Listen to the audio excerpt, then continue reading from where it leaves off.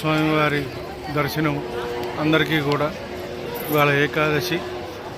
కానీ ఇక్కడ రేపు ఏకాదశి చేస్తారు మధ్వ ఆచారం ప్రకారం, కాబట్టి రేపు నిజరూప దర్శనం ఉంటుంది.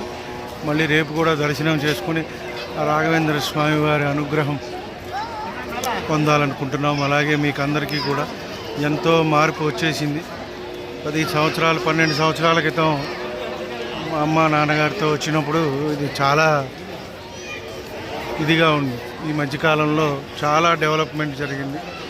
చాలా ఎంత అంటే అంత, చూడటానికి 2 కన్నులు కూడా సరిపోవటం లేదు, అంత ఇదిగా ఉంది.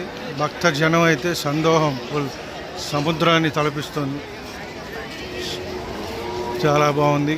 గురుబలం కోసం అందరూ కూడా తప్పకుండా దత్తాత్రేయ స్వామివారిని, రాఘవేంద్ర స్వామివారిని దర్శించుకోవడం అనేది ఎంతైనా మంచిది. కాబట్టి ఈ గురు రాఘవేంద్ర స్వామివారి ఆశీర్వచనం అందరికీ ఉండాలని కోరుకుంటూ, పూజ్యాయ రాఘవేంద్రాయ సత్యధర్మవ్రతాయ చ భజితాంకల్పవృక్షాయ నమతాం కామధేనవే. స్వామివారి దర్శనం అందరికీ కూడా ఇవాళ ఏకాదశి. కానీ ఇక్కడ రేపు ఏకాదశి చేస్తారు మధ్వ ఆచారం ప్రకారం, కాబట్టి రేపు నిజరూప దర్శనం ఉంటుంది. మళ్ళీ రేపు కూడా దర్శనం చేసుకుని రాఘవేంద్ర స్వామివారి అనుగ్రహం పొందాలనుకుంటున్నాం. అలాగే మీకు అందరికీ కూడా ఎంతో మార్పు వచ్చేసింది.